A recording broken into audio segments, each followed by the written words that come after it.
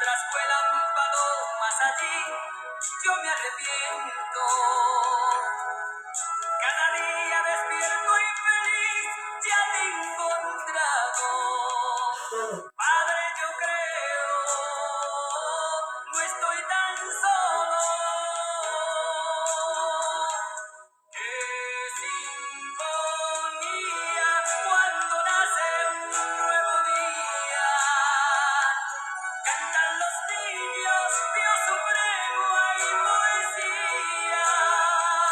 En cada momento están tus ojos muy contentos, pero miras mi alma delante, te avergüenzo con mis hechos. Qué sinfonía canta el alba y fuera aves, nace flores, canta viento, nacen cantos en los cerros por tu nombre, canta el mar. La tarde comienza a morir, llega la noche,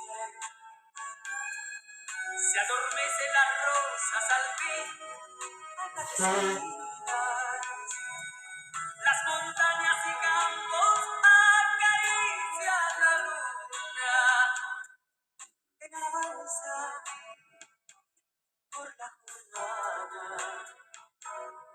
El letargo comienza a aumentar, todo es silencio. El cansancio invade a los seres que respiran. Pero Dios renueva las fuerzas al cansado, y cuando despierta habrá un nuevo canto.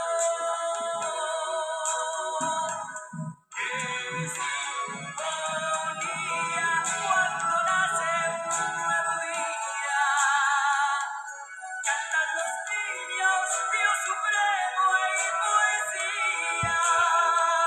En cada momento están tus ojos muy contentos, pero miras mi alma errante, te avergüenzo con mis hechos.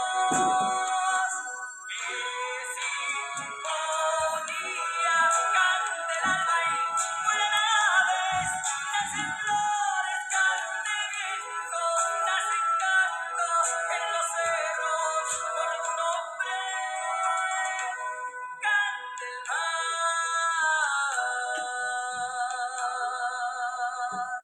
Muy buenos días, amados. El Señor Dios le bendiga en esta mañana. Damos gracias a nuestro Dios por estar nuevamente en su presencia. Les saludamos en el nombre del Señor Jesús a nuestro hermano Manuel Marcos Ponce, nuestro hermano Manuel Cárdenas, nuestra hermana María Muñoz. Dios les bendiga. Que tengan un excelente día en la presencia de nuestro Dios. Amén. Bueno, hoy día ya estamos a 7 de marzo, si no me equivoco, no, 8 de marzo, nuevamente para la gloria del Señor en nuestro programa en su programa Conversando la Escritura. No se olvide de compartir el programa, amén, de hacerlo llegar a otras personas. Dios bendiga a Jamer Arango de Colombia, Dios le bendiga, hermano Jamer, amén. Muchas bendiciones para usted y toda su familia. También compartir el canal de YouTube, amén, que está en nombre de José Manuel Pérez Ceballos, para que así podamos llegar a muchas personas más, amén. No para que me conozcan a mí, el anhelo no es que me conozcan a mí, el anhelo es que conozcan al Señor y Salvador Jesucristo, amén. Así que Dios les bendiga, hermanos. Hoy hay culto en el lugar de Renca, La Quebrada. Ahí con la ayuda del Señor estaremos nuevamente para la gloria y la alabanza de nuestro Dios. Amén. Bien, vamos a lo nuestro. Capítulo 2 del libro de Juan. Amén. El día de ayer concluimos con el verso 51, donde Jesús le dice a Natanael: de cierto os digo, de aquí en adelante veréis el cielo abierto y a los ángeles de Dios que suben y descienden sobre el Hijo del Hombre. Es así como se presenta Cristo, ¿verdad? como el Hijo del Hombre, como el Hijo de Dios, como el Hijo de David, conocido como el Nazareno para muchos, amén. Y hoy vamos a ver el primer milagro o la primera señal que hace el Señor, ¿verdad? Para que le creyeran.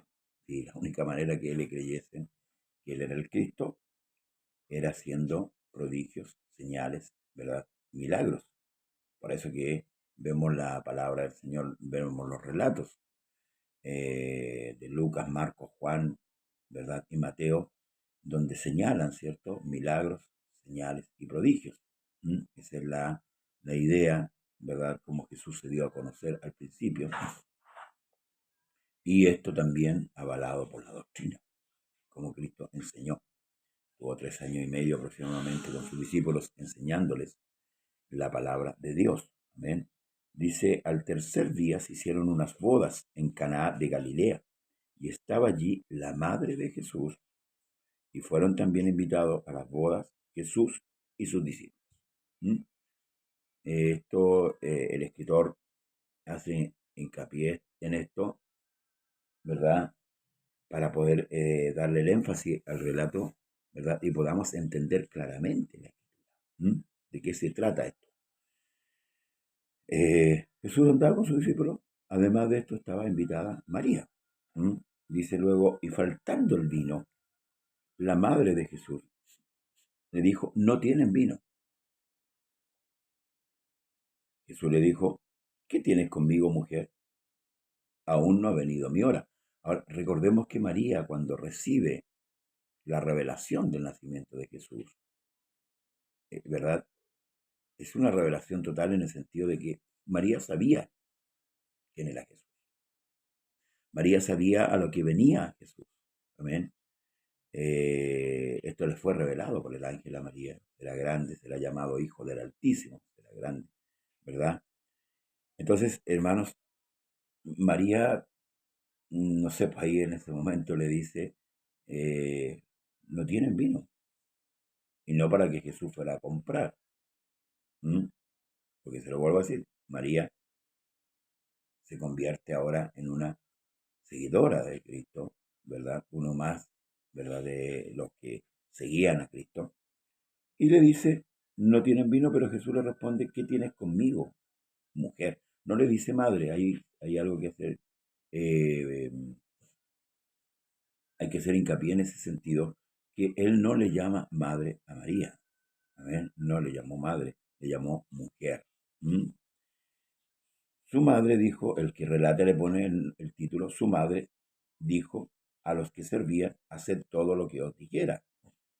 Y estaban allí 6 tinajas de piedra para agua, conforme al rito de la purificación de los judíos, en cada una de las cuales cabían 2 o 3 cántaros.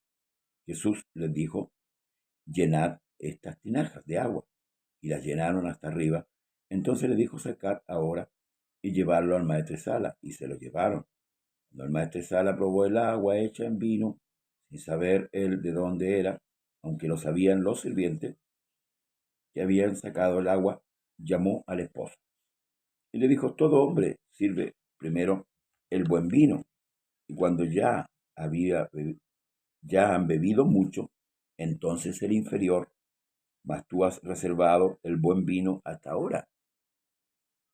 Este principio de señal hizo Jesús en Cana de Galilea y manifestó su gloria, y sus discípulos creyeron en él. Después de esto, descendieron a Capernaum, él, su madre, sus hermanos y sus discípulos. Estuvieron allí muchos días. Estos primeros 12 versos que nos relatan, tal como dice aquí el escritor, es la primera señal que Jesús hace delante de quién? Sus discípulos, de su madre, de sus hermanos, y aún delante de estos hombres que vieron que ellos llenaron esas tinajas con agua, pero esa agua fue transformada en vino. Amén. Muchos predicadores llevan esto, ¿cierto?, al ámbito espiritual y dicen el mejor vino, el vino que viene del Espíritu Santo y el derramamiento del Espíritu Santo. Pero el contexto de que está hablando Juan es el contexto de la señal, de la transformación, del poder que Dios ejecuta. Lo que Jesús hace aquí es un cambio en la materia, agua a vino. La vid produce, ¿verdad?, el jugo de uva, que luego es transformado en vino, pero aquí hay algo sensacional, hay algo glorioso, que es, hermanos amados, la transformación del agua a vino, o sea, un cambio en el estado de la materia. Usted sabe que la materia tiene leyes. Dios colocó leyes, no solamente los 10 mandamientos, todo tiene una ley, todo es regido por una ley, porque Dios tiene un orden en toda la creación. Dios colocó un orden en toda la creación. El problema, nosotros todos sabemos que el hombre ha alterado esos órdenes, ¿verdad? El hombre ha metido mano queriendo ser Dios, ¿cierto? En su mente, porque ese es, hermanos amados, el engaño y la mentira que Satanás colocó en la mente del hombre. Vas a ser como Dios, sabiendo el bien y el mal. Dios bendiga a nuestro hermano Daniel Vergara. Entonces se creó una pugna entre Dios y los hombres. Se creó una enemistad, producto del pecado, una barrera, todos lo sabemos. Entonces el hombre, jugando a querer ser Dios por su orgullo, por su vanidad, por todo lo que hay en el hombre, ha tenido una pugna con Dios, ¿verdad? Incitada siempre por el maligno, por supuesto, por el engañador, el mentiroso. Dios bendiga a nuestro hermano Daniel Vergara. Sí, manifestó su gloria. Claro, concluye el verso 12. Principio de señales. Esto es lo que nosotros debemos ir a este contexto, hermanos amados, porque a veces cuando lo llevamos a otro ámbito y nos trasladamos, tal como dice nuestro hermano, nos perdemos. Nos perdemos en el énfasis que este evangelista Juan quiere darle a la manifestación de Jesús. Todos sabemos que Jesús es Dios, pero si nos vamos para otro ámbito, hermanos amados, se diluye esa base. Amén. Entonces al final estamos caminando en el aire y nos abocamos a los milagros, nos abocamos. Es como cuando le damos énfasis al milagro y no al que hace el milagro. Amén. No al que hace el milagro. Los predicadores, por lo general, ¿cierto?, predican mucho los milagros de Jesús, pero no le dan el énfasis al hacedor del milagro. Por eso muchas veces Jesús, hermanos, se contuvo. Por ejemplo, los 5.000 que comieron los 5.000 que comieron de los panes y de los peces, ¿por qué buscaron a Jesús? Por los milagros. Amén. Por el milagro que él había hecho. Por eso el mismo Cristo se lo dice: ustedes me buscáis porque comieron el pan, los saciaste. Pero la idea no era esa. Así como pasó en Pentecostés, la idea, ¿cierto?, de las lenguas repartidas como de fuego y del estruendo era atraer la multitud, ¿cierto? Y ahora Pedro, utilizado por el Espíritu Santo, iba a manifestar el evangelio de la gracia a toda esa multitud. Entonces a veces perdemos el norte. Los predicadores sensacionalistas, los enseñadores o los malos enseñadores, pierden el norte. Aquí está la primera señal que comprueba que Jesucristo es Dios. Y no hay otro. Y no hay más. Por eso hacía énfasis en que aquí al principio, cuando María le dice: no tienen vino, él claramente le dice: ¿qué tienes conmigo, mujer? No ha venido mi hora. Aquí las cosas se hacen como Dios manda, no como los hombres quieran. Y esto tiene que aprenderlo todo seguidor de Cristo. Todo hombre de Dios y mujer de Dios tiene que aprender que Dios es soberano. Amén.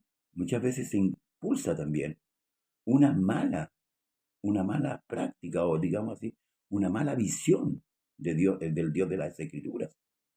Y se lo vuelvo a decir, por los malos predicadores que no apuntan a lo central, sino que apuntan al contorno. No, Dios te tiene que sanar. ¿Y qué pasa si Dios no lo sana? Esa persona se va a desanimar, esa persona se va a decepcionar y aún va a tratar de mentiroso a Dios. Entonces, el texto o los textos hay que enseñarlos con el contexto que se debe, lo que le quiso dar el Espíritu Santo por medio del escritor. Aquí que resaltó la primera señal donde Jesús muestra qué cosa, su gloria. Alabado sea el Señor. Amén. Alabado sea su nombre. Por eso que los escritos no están escritos en orden. El único que aproximadamente trató de una manera investigativa, por decirlo así, fue Lucas. Lucas que no anduvo con Cristo.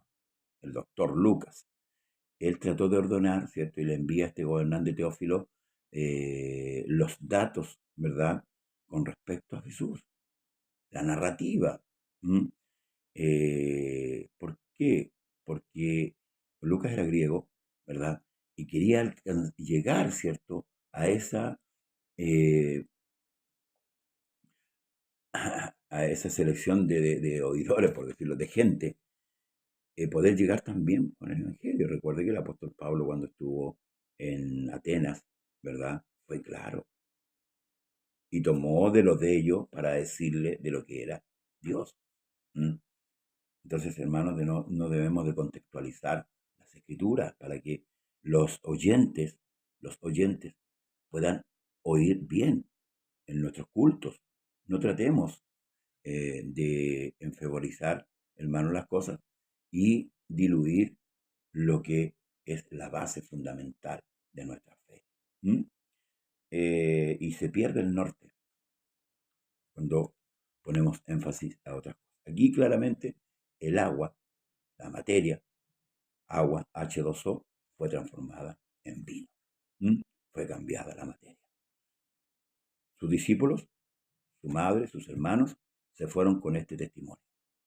También aquellos hombres que echaron el agua, ellos echaron el agua a esas tinajas. ¿Mm? La reprensión se la llevó el esposo porque si vemos las costumbres que había en aquellos tiempos, la costumbre era dar el mejor vino al principio y cuando ya no había, se daba el vino más malo, como ya estaban un poco encendidos por el vino, ¿verdad? Ya no le tomaban el sabor si era bueno o si era malo. ¿Mm? Esa era una tradición muy humana. Pero aquí Dios derriba, ¿cierto?, el fundamento del hombre de querer ser Dios. ¿Mm? Es como una bofetada, ¿cierto?, en el rostro del hombre para hacerle entender. Uno, que hay un solo Dios. Dos, que es todopoderoso. Tres, que es soberano. ¿Mm? Amén. Ese es nuestro Dios, maravilloso Dios. Bien, pasamos a otro relato donde del verso 13 en adelante dice, estaba cerca la Pascua de los judíos y subió Jesús a Jerusalén. Y halló en el templo a los que vendían bueyes, ovejas y palomas, y los cambistas allí sentados, y haciendo un azote de cuerdas, echó fuera del templo a todos y las ovejas y los bueyes, y esparció las monedas de los cambistas, volcó las mesas, y dijo a los que vendían palomas, quitad de aquí, y no hagáis de la casa de mi padre casa de mercado. Entonces se acordaron sus discípulos que está escrito, el celo de tu casa me consume. Y los judíos respondieron y le dijeron, ¿qué señal nos muestras ya que haces esto? Respondió Jesús y le dijo, destruid este templo, y en 3 días lo levantaré. Dijeron luego los judíos, en 46 años fue edificado este templo, y tú en 3 días lo levantarás. Mas él hablaba del templo de su cuerpo. Por tanto, cuando resucitó de entre los muertos, sus discípulos se acordaron de que había dicho esto, y creyeron la escritura y la palabra que Jesús había dicho. Eh,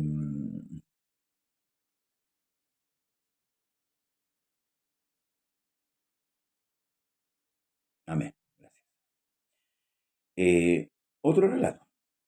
¿Dónde llega Cristo? El Señor del templo. ¿Para qué había sido edificado? ¿Cuándo nace la idea, hermanos amados, de construir este templo. Bueno, nace en el corazón de David, ¿verdad? David le dice al profeta Natán, el profeta Natán apresuradamente le dice, bueno, haz lo que te venga a tu mano, Dios está contigo. Pero luego Dios habla con el profeta y le dice, no, dile a David que él no me va a edificar templo, que lo hará su hijo. Aquí también hay un sentido, hermanos amados, profético, porque Dios se refiere a Cristo. Amén. Dios se refiere a Cristo y no a Salomón. ¿Por qué? Porque recuerde que el templo fue abatido, tuvo que ser reconstruido. ¿Ya? Y Dios aquí claramente se refería, cuando habla acá, cuando le habla el profeta Natán a David, se refería a Cristo. Por eso que aquí Cristo dice, destruir este templo. Ahora, la finalidad de ese templo, se fija que el hombre tiene un pensamiento muy vago con respecto a Dios. David dijo, yo moro en palacio. Dios bendiga a nuestra hermana Osmilda Torres, a nuestra hermana Laura Sáez, a nuestro hermano Gabriel Rodríguez, Esteban Gabriel Rodríguez. Dios les bendiga grandemente. ¿Cómo piensa David? Dice, yo habito aquí en palacio y el arca de Dios, o sea, Dios mismo, que era la representación del arca, habita en tienda. Entonces David quiso hacerle como, ay, pobrecito Dios, hagámosle. Aquí nuevamente David piensa mal de Dios, como muchos cristianos que no conocen a Dios. Piensan mal, erróneamente, en ese sentido. ¿Mm? Muchas veces pensamos que Dios es como que alguien que necesita, como eso, por eso que Pablo le dice a los griegos, como que Dios necesitase de algo. No, hermano, Dios no necesita de nada. Aprendamos esto. Las escrituras nos enseñan esto. Dios es absoluto. Dios es eterno. Por eso que el Salmo 139 exalta la grandeza de Dios, al tal punto que David le llega a decir, aún no está la palabra en mi boca cuando tú la sabes toda. Dios es omnisciente, omnipotente, omnipresente. Ese es el Dios que estamos predicando. Por eso que los malos predicadores distorsionan la escritura y el pueblo de Dios se lleva una imagen de Dios que no es tal, que no es tal. Aquí, ¿qué está relatando? Cuando Cristo llega a este templo que supuestamente el hombre en su mente, en su corazón, lo hizo para él. Y aquí se nota la falsedad y el engaño del hombre, hermanos amados, y la mentira muchas veces. Porque este templo que fue hecho, entre comillas, para Dios, ¿verdad? ¿En qué lo estaban ocupando? En los negocios, pues. ¿Ve? El hombre, la mentalidad del hombre, por eso que la escritura descubre, hermanos amados, nuestra mentalidad.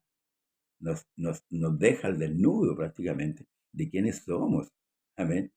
Por eso el contexto real, ya Cristo llega a su templo, al que supuestamente le habían hecho.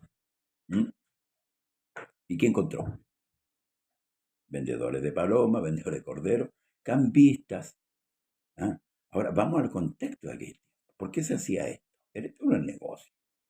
Supuestamente, de acuerdo a los historiadores, se ocupaba el patio que se había dejado para los gentiles, se ocupaba este patio para hacer negocio. Pasa igual que hoy. Pasa un poco igual que hoy. Dios bendiga a nuestra hermana Eli Alvarado. Las iglesias que se encuentran, Dios bendiga a nuestro hermano Gastón Andrés, se encuentran económicamente mal por muchas veces la falta, hermanos, de, de enseñanza en cuanto a, a dar. Lo hemos enseñado esto, cómo se debe dar.